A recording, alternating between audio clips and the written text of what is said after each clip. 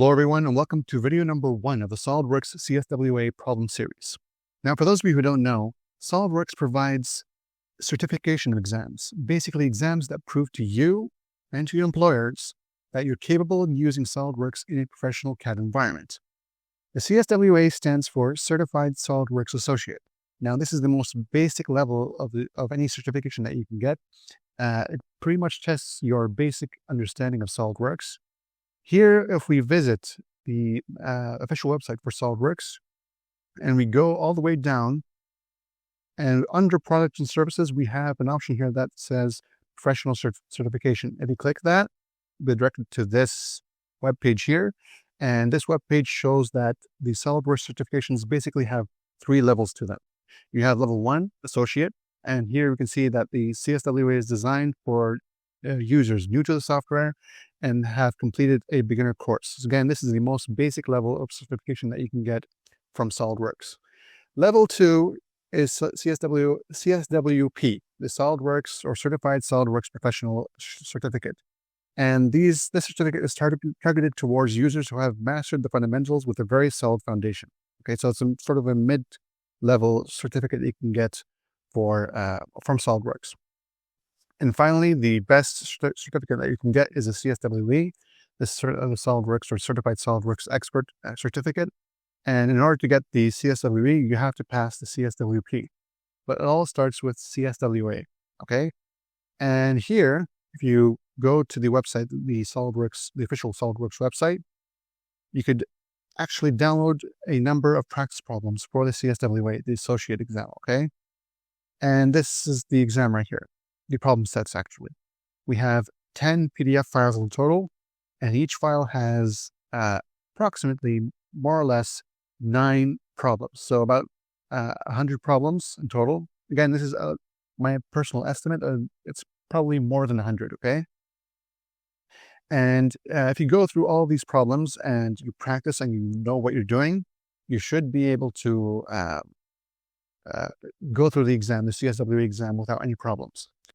But in any case, we see here, for example, for level 1, we have 10 problems, okay? It starts with practice problem 1.1 all the way to practice problem 1.10. And in this tutorial series, I'm going to go through each and every problem, showcasing the necessary steps, good practices that you could follow, but also more importantly, I'm going to teach you the tools and some of the tricks that you could use within the exam, but also when you finish the exam and actually start implementing your knowledge in a professional setting. So again, we're going to start with practice problem 1.1. So with that aside, let's get started with practice problem 1.1. Okay, so to begin, it's probably a good idea for you to take a screenshot of what you see here within the PDF and save it as an independent image, okay? Why am I doing this? Because it'll be a lot easier if we copy this, Control-C, and then press Control-V within SolidWorks itself. It'll be a lot easier for us to determine or see the dimensions instead of alternating between SolidWorks and Adobe Acrobat, right? So that it's really annoying just minimizing and maximizing every time the PDF viewer. So if we just copy the image within SolidWorks, we have all necessary information in front of us while we're modeling at the same time. Okay, so if we look at the practice problem here, practice 1.1, it's a very simple problem. There's nothing difficult about it. But there are a number of questions that we need to first ask yourself whenever you're confronted with any 3D problem. Question number 1 is, where is my origin going to be located? Thankfully, in this case, or at least in these problem series, the origin is indicated conveniently for you. In this case, for practice problem 1.1, it should be this corner right here, all right? Question number 2 that you should ask yourself, what is my first sketch going to look like? And ideally, your first sketch should capture the major features or the main outline of your component, right? And looking at the isometric view here, and we have the front view and top view, we see that the front view pretty much showcases or shows all of the important features for the component. So logically, your first sketch should coincide with what we see here in the front view, right? So let's get started. Let's select front plane, sketch. Let's drag this to the side here. And select the line tool, and what we're going to do is sketch out the outer profile of what we see here within the front view. So starting from the origin here, let's go ahead and draw a vertical line. And then we're going to sketch out the basic profile. Again, it doesn't have to be exact, just something that's similar to what we see in the front view. Okay, and then close off this point. All right, that is step number one. Step number two is to define the geometry here. Okay, so we need to select the Smart Dimension tool, and it's advisable to always begin by assigning the largest dimension. Right? In this case, the length of this edge should be 75 millimeters. And the length of this bottom edge should be 60 millimeters. Again, this is according to the figure here. All right. And the length of this edge right here should be 30 millimeters. Okay. Well, what do we see? We see that the distance between this edge right here and this bottom edge, corresponding to this point right here, should be 20 millimeters. All right, let's put this to the side right here. And the length of this edge should be 12 millimeters. What else? Is there anything else we need to define? Yes, we have a view here at the top showcasing the relevant lengths of these edges. So the length of this top edge should be 20 millimeters. This edge should be 12 millimeters, and the distance between this edge and this edge should be 12 millimeters as well. By default, this should be 16. All right, let's go ahead and add that, 16. As you can see here, the sketch is fully defined. Why? How do I know that it's fully defined? Because the color of the lines all are black. Okay, so if you have any lines here that are blue, it means that the sketch is not fully defined. You have dimensions that you haven't defined yet.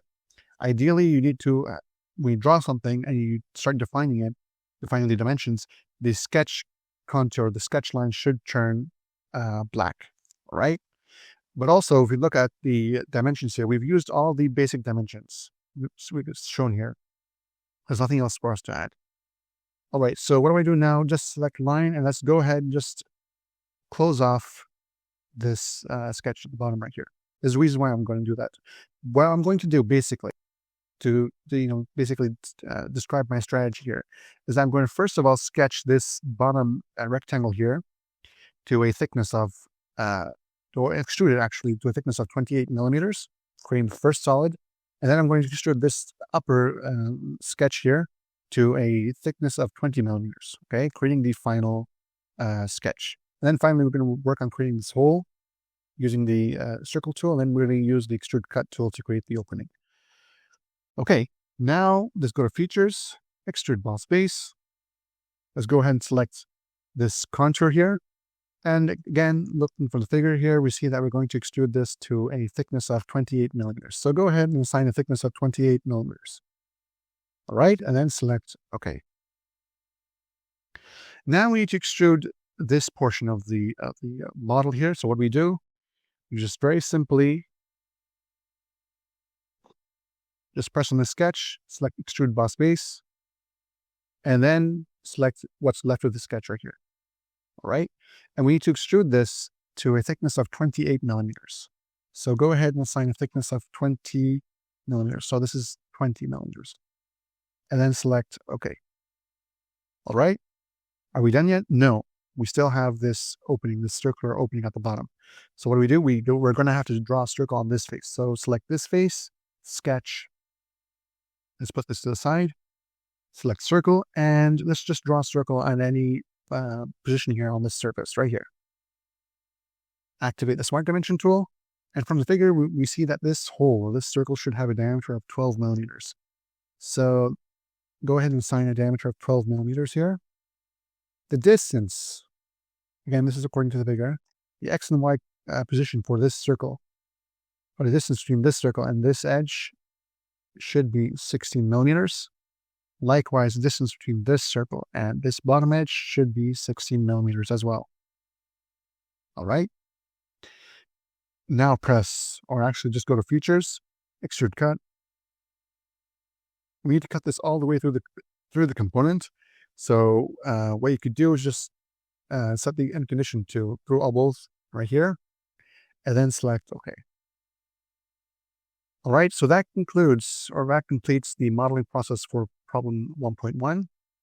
And we need to determine the volume of the solid here, right? So what do? We just need to go to Evaluate and then select Mass Properties. If you don't have the Evaluate tab here, what you could do very simply is just right-click on the SolidWorks Command Manager, go to Tabs, and then select Evaluate right here. For me right now, it's activated. So let's deactivate it right now.